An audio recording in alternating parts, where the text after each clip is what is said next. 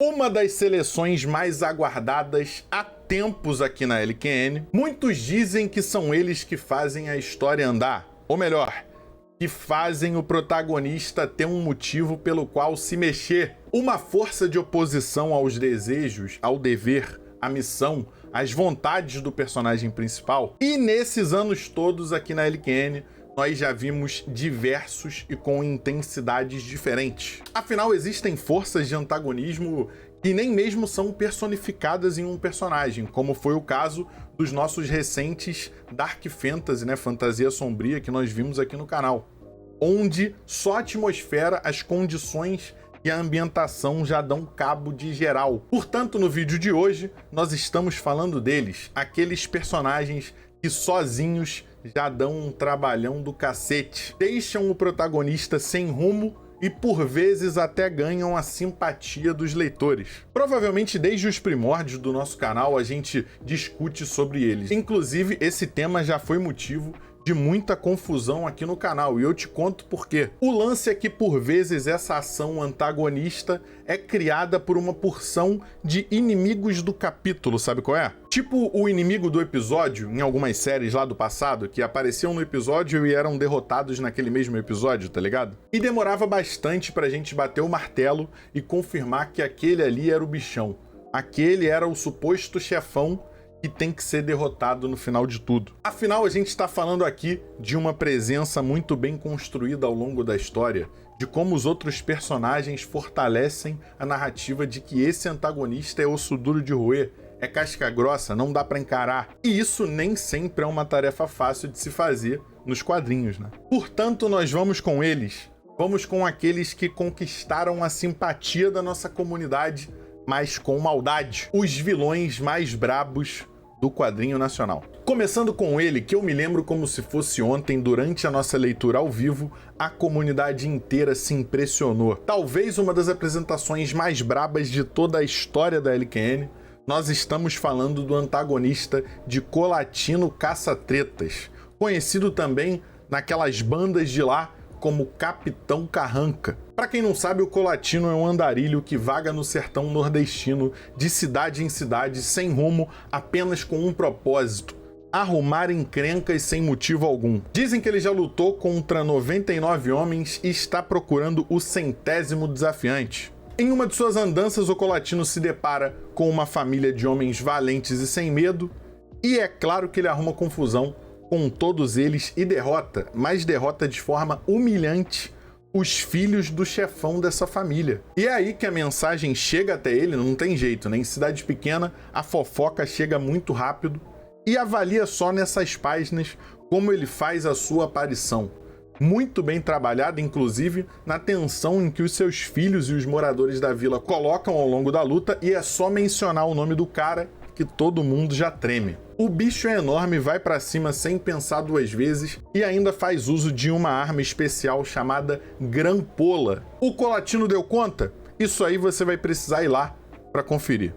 E essa lista foi pensada com muito carinho pra vocês, meus LQNs, porque agora nós vamos com um vilão que simboliza o próprio mal, purinho purinho. A gente está falando aqui de um vilão que se alimenta do desespero de crianças abandonadas, cara. É isso mesmo, o Sackman, de Elemental Kings. E que design maneiro, né não? Uma criatura que eu não me recordo de nada parecido, aparentemente, com garras bizarras e dentes afiados, gritando por aí aos quatro ventos em noite em que a lua está gigante lá no céu. Por aqui o mundo se tornou um caos, o lugar perfeito para criaturas míticas, monstros que se alimentam do medo humano, e os únicos que podem lidar com eles são os reis. Eles são os únicos que dominam o foco, a energia da vida. E logo de cara a gente já encontra esse ser bizarro perseguindo uma porção de crianças, se deliciando, dizendo que o medo delas é doce. Os poderes dele se parecem baseados em vários tentáculos, umas vinhas de sombra e escuridão que enrolam todos os nossos heróis que tentam se aproximar rapidamente. E sabe o que acontece depois? É isso mesmo, ele as guarda em um saco, cara. Simplesmente o cara é o homem do saco, galera. Agora, se os reis conseguiram derrotá-lo, você vai precisar ir lá conferir.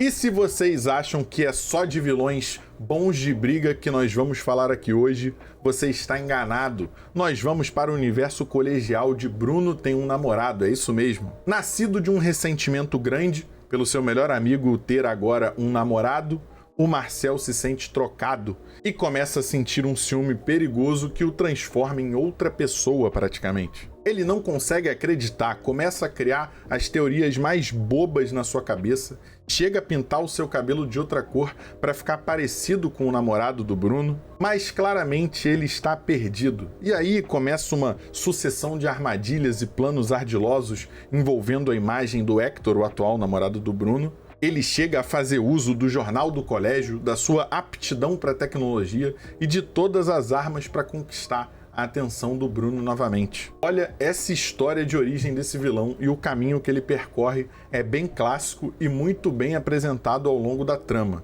Se ele termina o quadrinho vencendo essa disputa, vai lá conferir. Um personagem com presença o suficiente para abalar as estruturas dos protagonistas é o que a gente viu até agora, né não? Mas e quando estamos falando de uma organização inteira? É isso mesmo, e esse formato particularmente me agrada muito.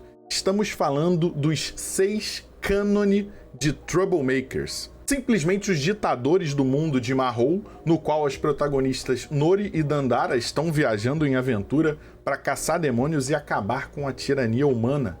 E essas 6 figuras são tão assustadoras, tão brabas que olha como elas são referenciadas em sua apresentação. Lendas dizem que esses 6 homens assustadores têm seus olhos virados para dentro, pois olham apenas para si mesmos. Olha que bizarro. Pois é, sob o pretexto de estar protegendo a humanidade, eles fazem as maiores atrocidades como se fossem a lei. Bom, de alguma forma eles até se apresentam como a lei divina, né?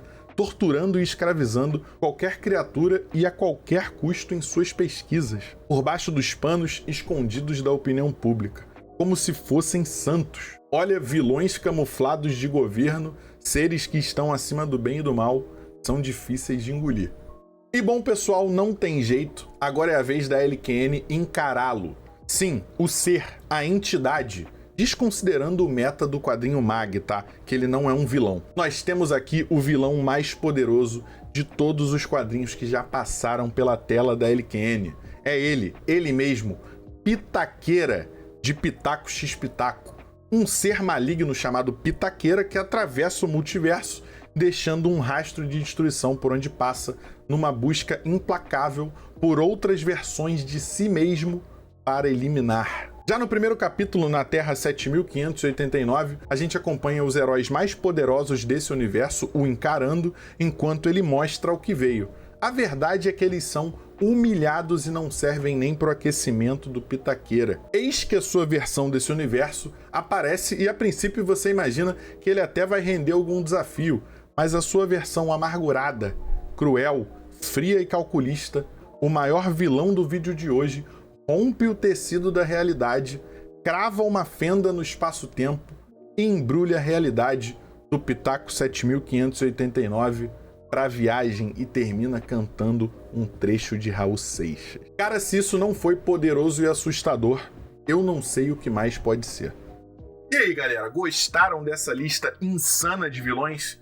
Que vilões do quadrinho nacional ficaram faltando nessa lista? Ficou faltando eu, o Dark B, pô. Ô, você fica quieto aí, cara. Fica aí no seu canto, que o seu lugar não é aqui no YouTube, não. Volta lá para suas lives. Aqui na nossa enciclopédia, nós ainda temos uma porção de vilões. A parte 2 desse vídeo aqui, possivelmente, já tá até pronta se a gente quiser. E deixa eu fazer um convite especial para você que tá vendo esse vídeo na sua data de lançamento. Esse sábado próximo a gente pretende fazer a nossa primeira mesa redonda da história da LQN, a nossa primeira live aqui no canal de YouTube, com toda uma programação especial, convidada especial, dinâmicas, tier lists, chips, teorias e tudo o que você sempre sonhou aqui na LQN. Você está convidado para essa que será uma virada de chave na produção de conteúdo da LQN.